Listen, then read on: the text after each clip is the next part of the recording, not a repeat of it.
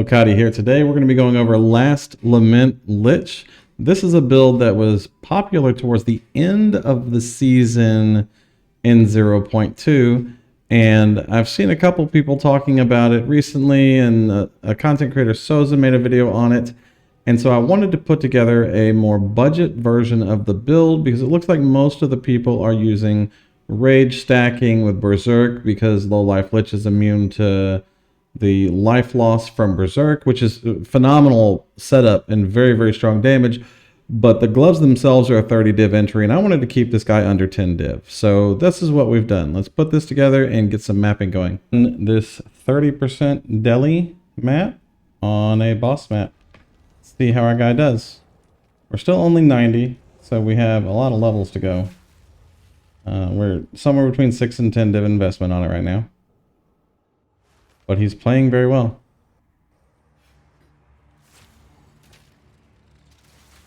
You can probably expect clear to be a little bit slower, maybe.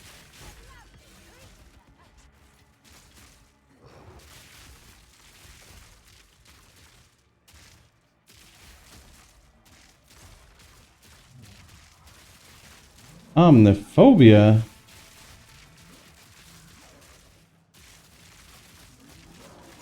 We don't even have our thingy yet.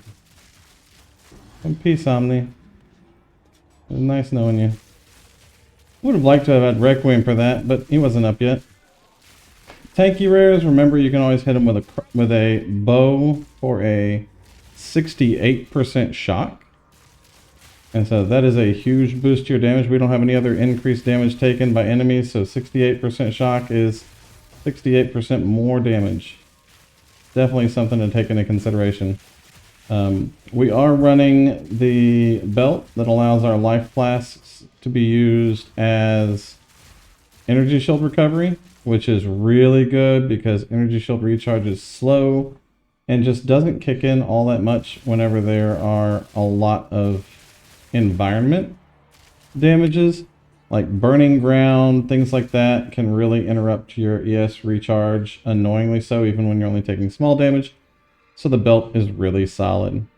The crossbow itself, Last Lament. Again, we're using it, keeping on low life for our low life bonuses, but at least over 300 life, so we can benefit from the spend 300 life to reload the crossbow.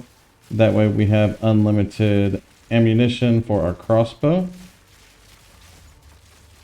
And then the Lich Ascendancy so that our life doesn't change as long as we have ES. Now, it can happen that maybe you get slammed really hard and it's enough to break all of your ES and do some damage to your life, but it's not enough damage to kill you. In that case, you'll have to reset your life using Eldritch Battery Helmet back to 300. We'll talk about that once we're done with the map itself. As you can see, clear on a 30% deli T15 map is solid.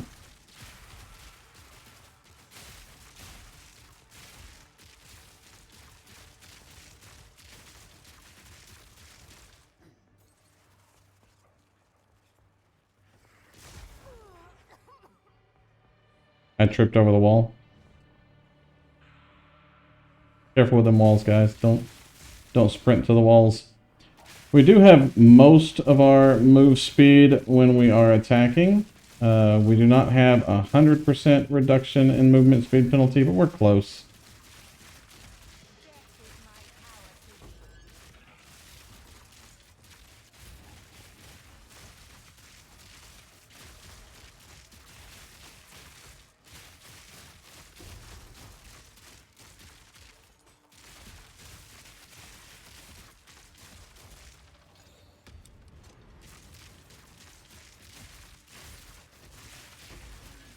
Don't forget about them strong boxes, yo.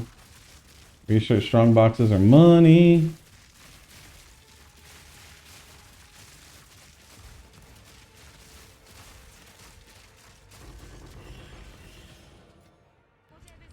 Especially when you can trigger them again.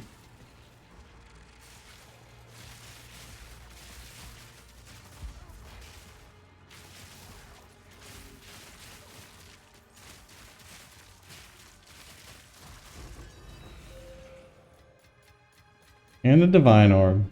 Don't ignore your strong boxes. Make sure you craft on them. Keep your currency on hand. It's not always worth it to dump Exalts in it, but at the very least you can Alch it or Regal it. Absolutely worth it.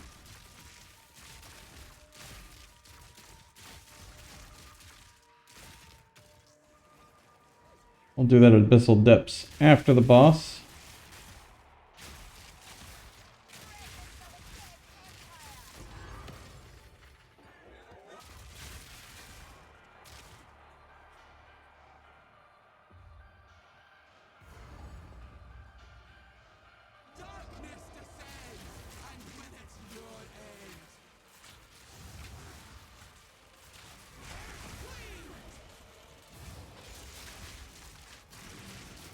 No, we lost our Requiem.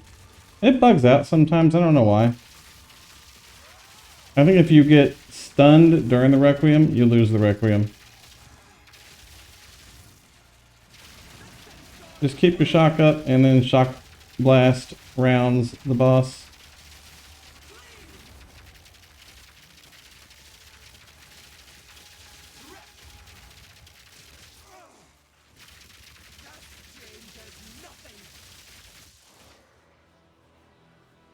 Uh-oh.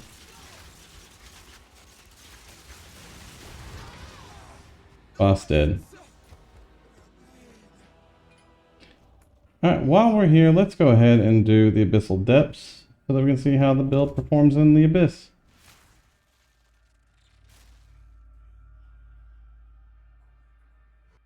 We don't have any way to deal with desecrated ground. So when you're doing any Abyss stuff, keep an eye out for desecrated ground. Everything else is not bad. The explosions we can evade, and we can Ghost Shroud recover those. We can use Flasks to heal over most of the standard degens that are on the map. But desecrated ground does an absolutely monumental amount of physical damage over time, which we have 0 recovery for, and we have 0 defenses for, and it disables your recovery.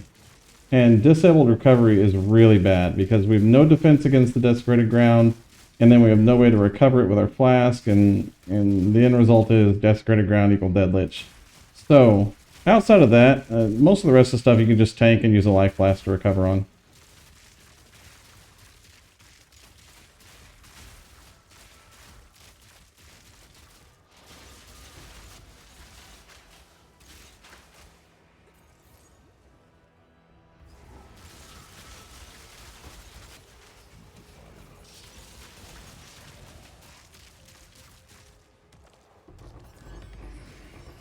And Abyss cleared. Let's go take a look at the POB.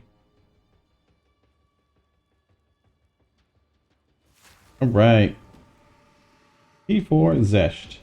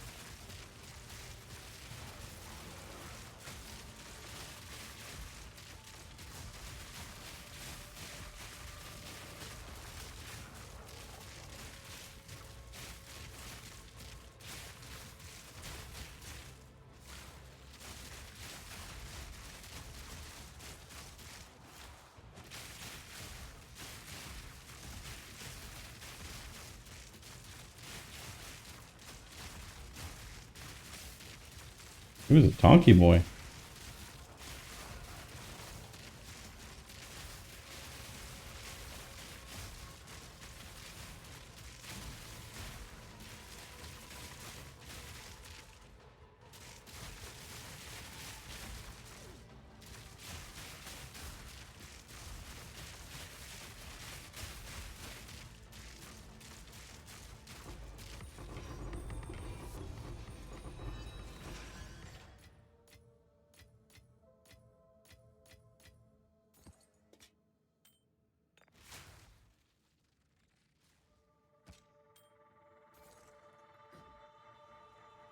And Xesht time.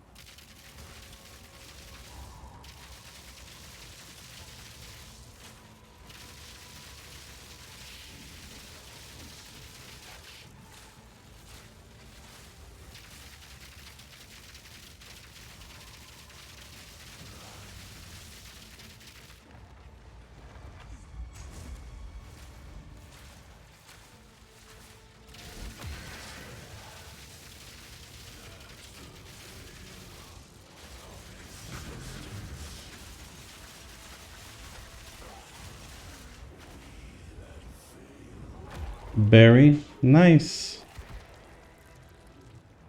Not bad. About 6 to 10 div investment for Xesht.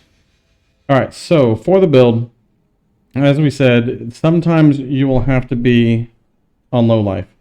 And there could come a point in time where you die, or something happens and you restart at full life. You'll just use an Eldritch Battery helmet, equip it. Once you have the Eldritch Battery helmet equipped, you're going to fire any crossbow bolt that requires reloading until you're at over 300 health, over 300 life, but under 35% max life. And then boom.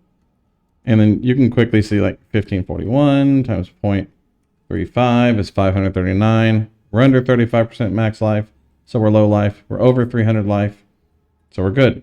You do have to keep in mind that you do need some life potentially on your gear, depending on your stats and your character, to make sure you have enough life to be over 300 and under 35%.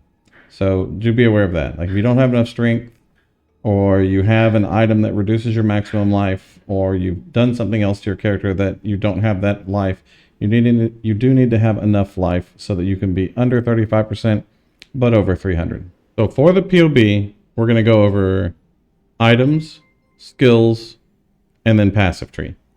Items, I've spent in total about 6 to 10 div on this character. That includes buying the items and crafting on bases to get good items out of them. So make sure that you are always looking for open prefix or open suffix items that you can desecrate, that you can get a good mod on, because it's very, very cheap to craft one additional good affix on an item. But the first thing and the most expensive thing is going to be the last lament. These crossbows are going to go on average on the low end about 3 divs. That's going to be your biggest investment. The second large investment you're going to want to make is going to be in your helm. Your helm needs to be as high of ES as you can afford with resistances that are beneficial to you.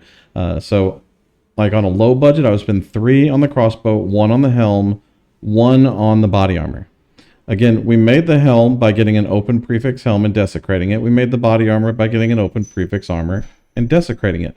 Both of these ended up being much less than 1 div for me, and they're both worth way more than 1 div as they are now. These are the things that you should be doing. Secondly, we are using Leopold's Applause for our gloves. This allows us to penetrate elemental resistances down to a minimum of negative 50%. These are good for 2 reasons. 1, more pin on boss is good. It's more multiplicative damage. But number 2, on clear, normally monsters have 0% lightning res on the average. Now we can penetrate them down to negative 50. Tremendous for a clear, but it's crucial that you have at least negative 50% total lightning penetration if you want to take advantage of that.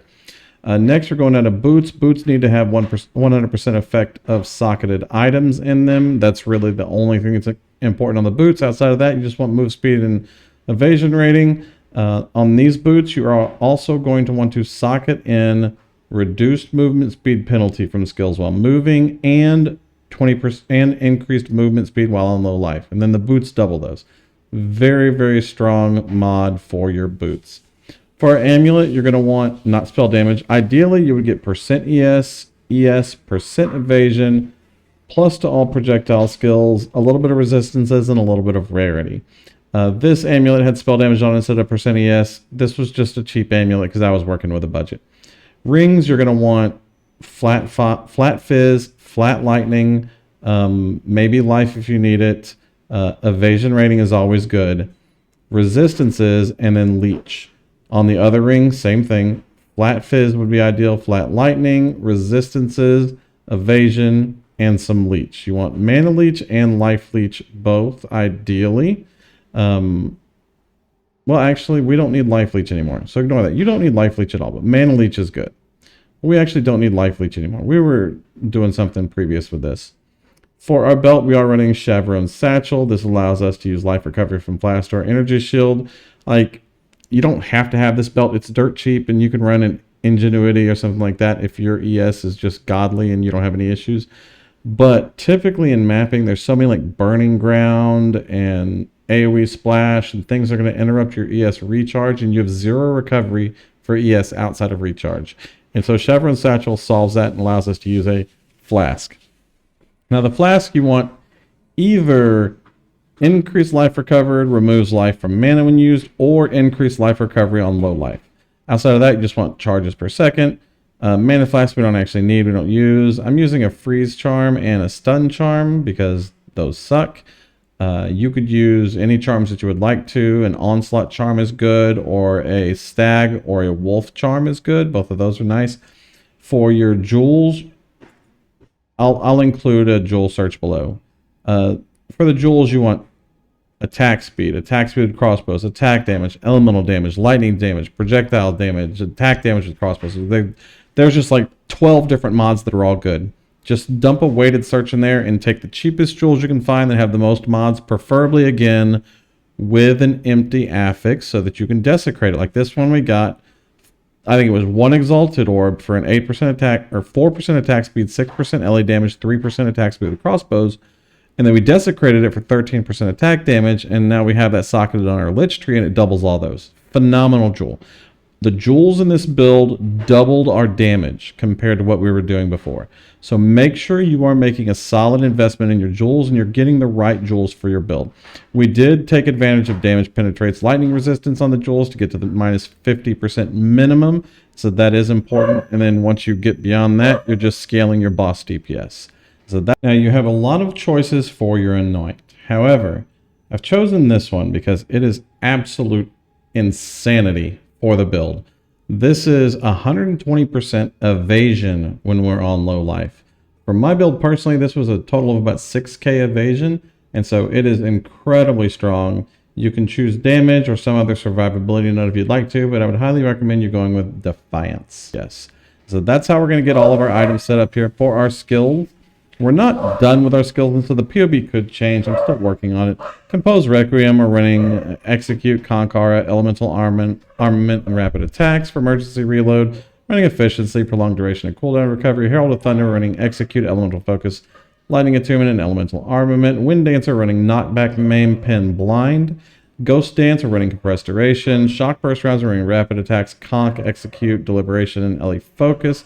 Stormcaller Arrow, Overcharge Shock, Commiserate, Lasting Shock, Lightning Exposure, and Voltaic Mark, Lightning Mastery, Prolonged Duration, and Marked for Death.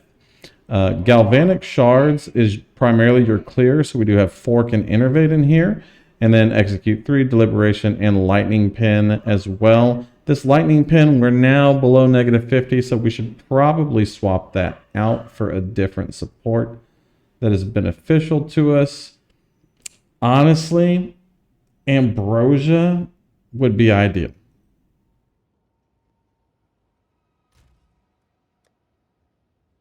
We're not utilizing our mana flask for anything, so we can just get a mana flask with very, very high charges on it.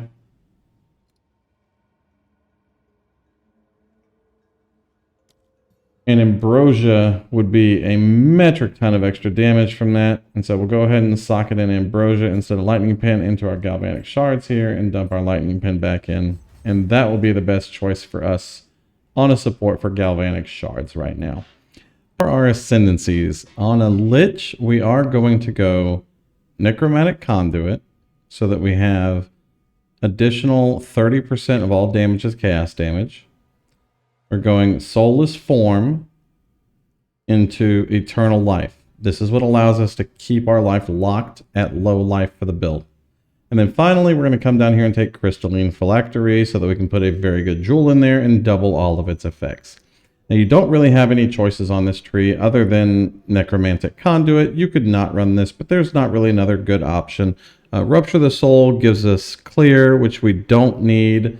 Eldritch Empowerment effect spells and Price of Power effect spells. I also did try this as an Abyssal Lich, and running the Abyss Lich sacrifice minions and using minions instead of the Herald for clear. It helped our single target a very, very tiny amount and did not make up for the clear loss of Herald, and the extra damage from Herald is already pretty good from the tree anyway. And so I don't think that Abyss Lich was a good choice, but it is an option for you if you wanted to go that way instead. The lose 5% of maximum mana per second is offset by the regenerate 6% of life as mana per second. So you don't really have to stress over any kind of a mana situation. And as always, crossbow skills use mana to reload, not mana to attack. And so we can attack as much as we want right now. As far as our tree goes, the tree I kind of worked on from a couple other streamers that have been putting this build out. Soza was one of them, and a couple other streamers from last league. It's pretty straightforward. You can cut across here instead of going around if your defenses are strong enough. Going around gives you more ES. But then you go down to ES evasion, skill speed. We have attack damage while on low life, and attack damage or attack speed as well as strength here. We're going to come around here to Wild Storm for lightning damage and Expose to the Storm for penetration as well. We go up to Spectral Ward for defenses. We go down to Subterfuge Mask for defenses. And we go down to Unhindered for speed, Coming Calamity for damage. We get Catalysis for damage, Acceleration for movement speed and increased speed. We take the Spring Hair, which is really nice, especially because it gets us move speed as well. And then we come down across here. We're going to move in towards Forces of Nature, and then Flash Storm, and then over to Lightning Rod potentially. And so this is where the tree is going to go. We have a weapon swap on the build. The weapon swap is designed to give us increased shock duration and increased shock magnitude. And so that's what we're doing everywhere else here. And we actually do not have these points set in here. So we'll go ahead and set these in here. This was the final points that we just put together on the build, which is increased magnitude of ailments we inflict against marked enemies and increased magnitude of ailments. And so your weapon swap is designed to maximize your shock effect with Stormcaller Arrow, and then swap back to your main weapon and do damage with it. And so that's how we're going to get our passive tree set up. Again, this will change periodically over the next couple of days as we play the build and figure things out. And I'll post an updated POB in there as I make changes to the build. Now, if you have any questions over anything, please drop a comment down below or come by YouTube. I am happy to answer them. Thank you very much for following, and I appreciate y'all. Have a wonderful day. Peace.